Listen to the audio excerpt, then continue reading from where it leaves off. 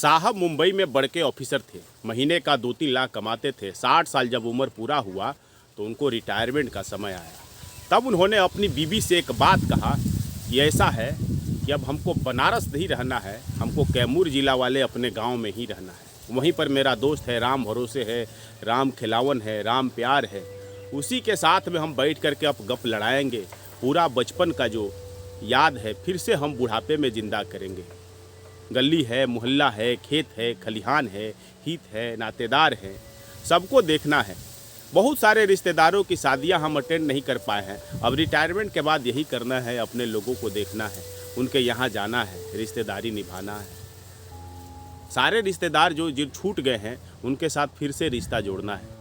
उनकी पत्नी ने कहा, ऐसा है कि हमारे बाप ने तुमसे शादी के ही किया था, तुम्हारी नौकरी से शादी किया था, वरना तुम्हारा औकात नहीं था कि हमारे घर में तुम्हारा रिश्ता हो। तिलक उस ज़माने में 15 लाख तुमको मेरे बाबूजी दिए थे, इसलिए दिए थे कि हम बढ़िया से गांव छोड़ करके शहर में रहेंगे, मुंबई में रहेंगे, शहर में रहेंगे, तुम्हारे गांव में रहने के लिए नहीं।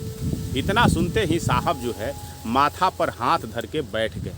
और उनकी जो औरत थी, जो बुढ़ापे में भी उनके माथा पर चढ़े रहती थी, उसका हाल यह था कि कोई उसके घर में आता था तो पानी तक नहीं देती थी, चाय बिस्कुट तक नहीं देती थी, खाना तो दूर की बात है। तो साहब थे जो किसान परिवार थे, उनकी जो पत्नी थी जो उनके मथवा पर अभी चढ़ी हुई है, वो थी बढ़िया ऑफिसर के घराने के। उसके पिताजी भी बड़े इंजीनियर थे अपने ज़माने में। तो उसका जो था ना घमंड जो था 7वां आसमान पर था। और साहब एक नौकरी प्राप्त कर लिए तो ये भी लेवल में आ गए थे, लेकिन इनका जो बैकग्राउंड था उसके लेवल में नहीं था।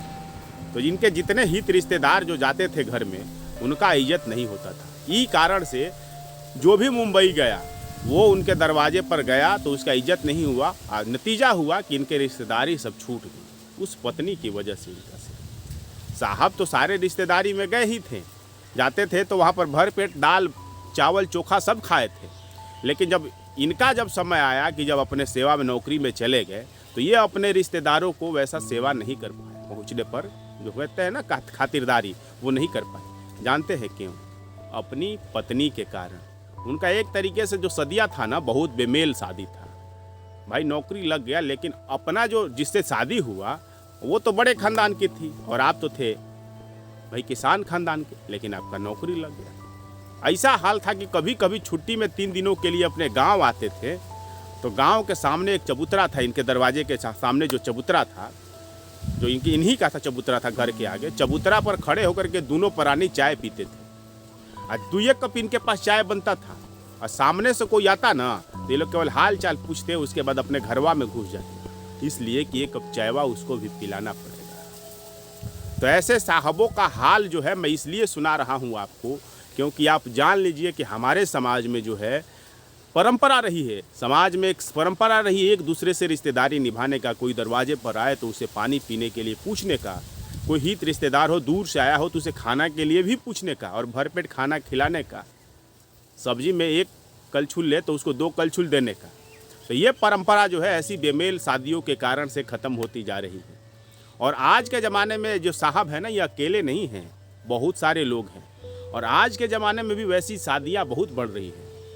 यानी आप किसान परिवार से हैं, साधारण परिवार से हैं और आपकी नौकरी लगी तो आपके यहाँ बड़े बड़े लोग चले आते हैं शादी करने के लिए। बड़े बड़े बोलने से जो बैकग्राउंड में जो थोड़ा सा एलिट टाइप के हैं वे भी चले आते हैं।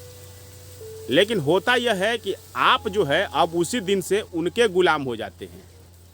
मतलब कि ससुराल पक्ष के आप एक तरीके से में चले जाते हैं अपने घर के पक्ष से। और फिर आप कितना भी कंट्रोल करना चाहें तो आपकी पत्नी न है, आपसे कंट्रोल नहीं होती है, वही आपको लगती है कंट्रोल करने। आपके हित रिश्तेदार मित्र आपके घर में जाना छोड़ देते हैं, क्योंकि उसको तो आदत नहीं आपकी तरह बैकग्राउंड में रहने का और उसमें सारी रिश्तेदारी निभाने का। और आपके पास तो भाई मौसेरा है, फुफेरा है, मामा है, ममेरा भाई है, तरह तरह के रिश्तेदारी है। किसान परिवार से हैं, आप सबको निभा रहे हैं, कामगार परिवार से हैं, सबको निभा रहे हैं। उन लोगों का कल्चर है, उन लोगों का कल्चर है कि 2 प्राणी है, माए बेटा बेटी 3-4 मिल के एक उनका परिवार हो जाता है। और एक फ्लैट में रहते हैं। और ये जो है समाज में है ना कि रोटी बनाना पड़ गया 4 गो ज़्यादा तो ये लोग पसीने पसीने हो जाता है, हाँफ जाता है। आपका किसान परिवार है, गांव वाला परिवार है, तो 2 आदमी का खाना तो ऐसे ही रोज़ एक्स्ट्रा बनता है। नहीं खाना एक्स्ट्रा बने तो कुकुर भी है ना तो वो खा लेता है। खाना एक्स्ट्रा बने और बच जाए, कोई नहीं आया तो कुत्ता को आप खिला देते हैं। तो आपका परिवार वैसा है। तो ऐसे में शादी आपके यहाँ जो करते हैं, जब आपके यहाँ कोई अच्छी नौकरी लग जाती है, अच्छा सा ओहदा हो जाता है, तो बड़े लोग से शादी तो करते हैं, लेकिन क्या होता है कि अपना जो परिवार है, अपना जो समाज है, वो छूट जाता है। क्योंकि वो आपके घर में महिला आती है आपके यहाँ, तो फिर वो अपने तरीके से रहती है। तो भैया समाज नीति में आज के हम इतना ही कहना चाहते हैं कि शादी विवाह भी करिए तो यह सब चीज़ देखते हुए करिए कि समाज जो है ना न टूटे, आपके हित रिश्तेदार परिवार आपसे न टूटे।